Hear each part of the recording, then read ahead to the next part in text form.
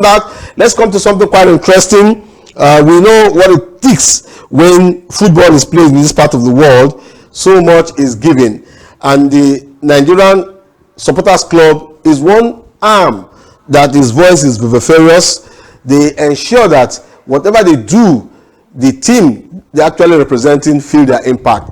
This Saturday, a press conference was held by the sixth faction that the National Sports Commission has mandated, inclusive of the NFF, has mandated to have one body pending the next election, so that the faction and the fraternity of having discord voices at the stadium will stop. And on Saturday, this particular press conference did address and put in place two committees. One has to do with the reconciliation committee, that members were ruled out, cut across the 6 political zone, and two, another committee was put in place as a drafting constitution committee that will put up new laws that will help to govern the Supporters Club, as the case may be. And like rightly known, 6 of these factions were on ground, but at the end of the day, there were discord tunes in between. Unfortunately, 1 or 2 persons who were not there, we've been able to talk to one of them, but beautifully, I'd like you to hear what the chairman of the interim management committee, in person of Vincent Okumawa, that wonderful man,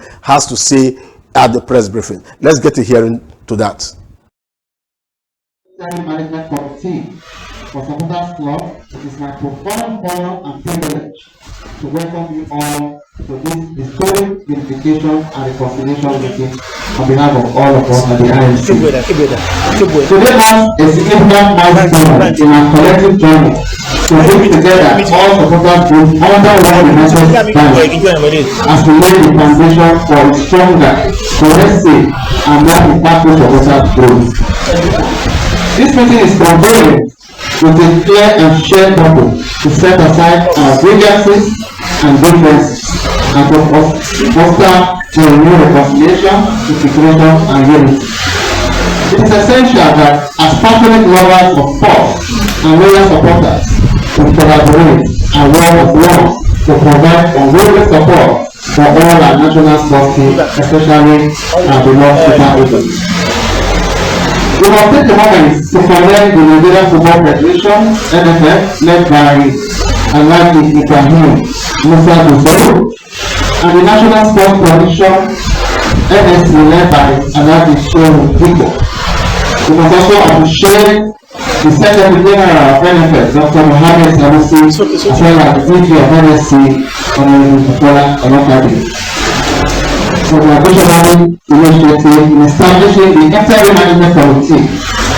Through this committee, the vital process of restoring sanity, discipline, and solidarity within our supporters group has begun.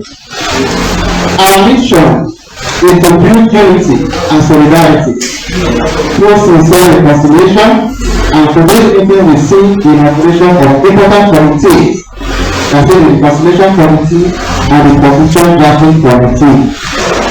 These bodies, along others, to be named later, will help us to set up proper governance structure and earnestly work towards the creation of a fully united supporters group that belongs to all of us without personal ownership or division.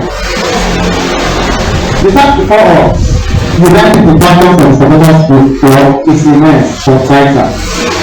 This journey began with the support of the NFF and the various factions who signed the memorandum of understanding for the sake of unity, for the sake of our young teams, and for the pride of our great country, Nigeria. We must come together.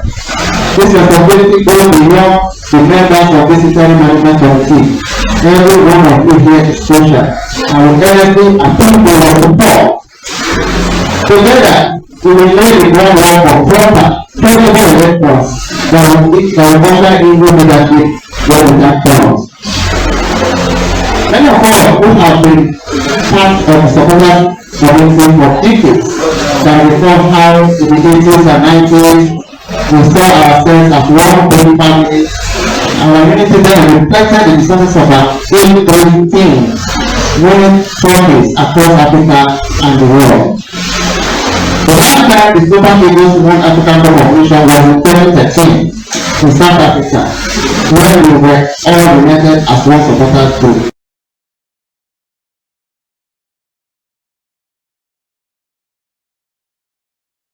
That's the chairman of the interim management committee that has been put in place by the National Sports Commission vis-a-vis the NFF to harmonize all the supporters club in the country. 6 of them have been identified, and they did sign an MOU to have one house. And that is the chairman, Vincent Okumagba, who is chairing the interim management committee, believing that everything will go smoothly with all the factions.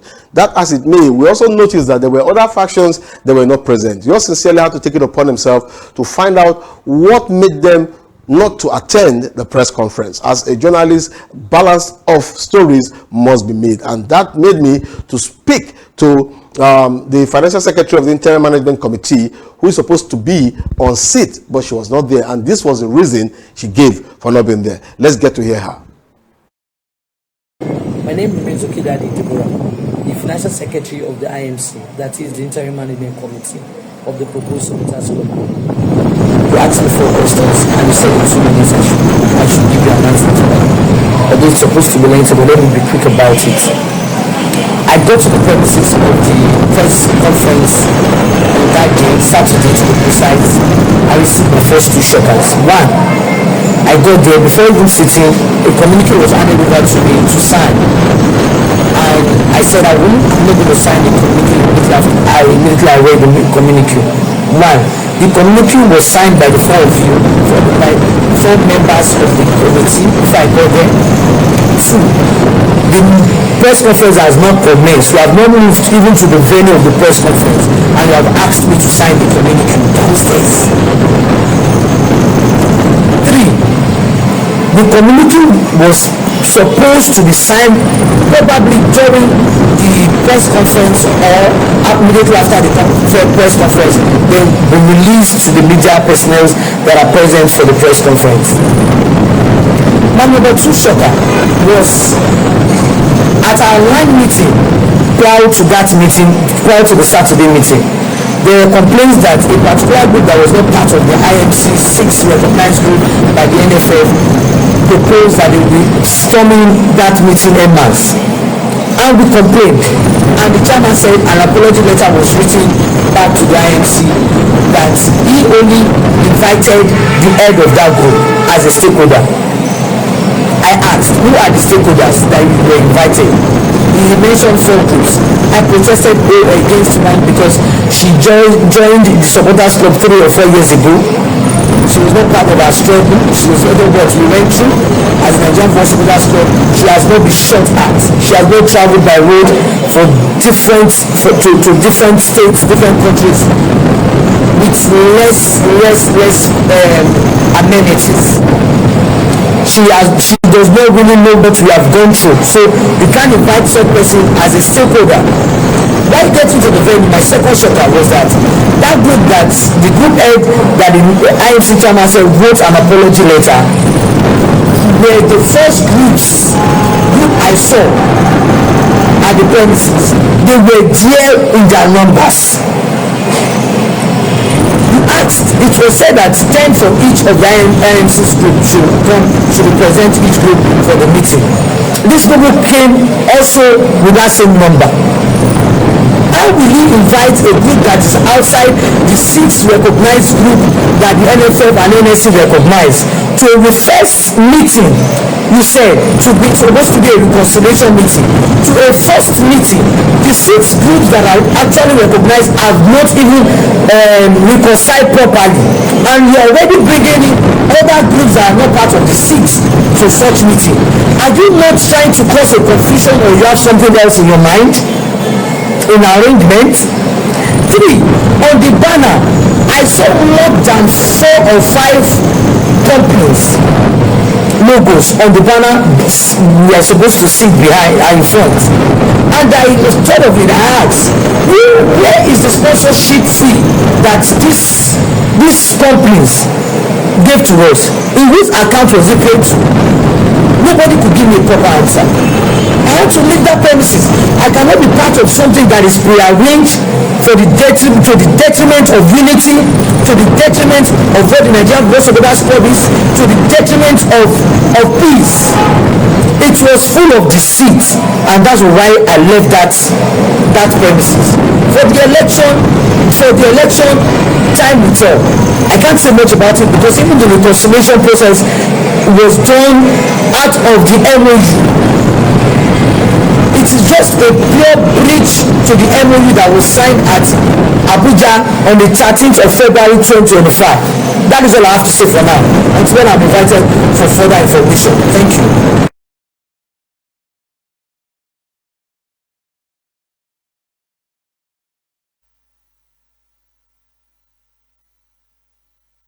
My name is the Financial Secretary of the IMC, that is the Interim Management Committee of the proposed Supporters Club. You asked me for questions and you said I should give you an answer to that. Although it's supposed to be lengthy, but let me be quick about it.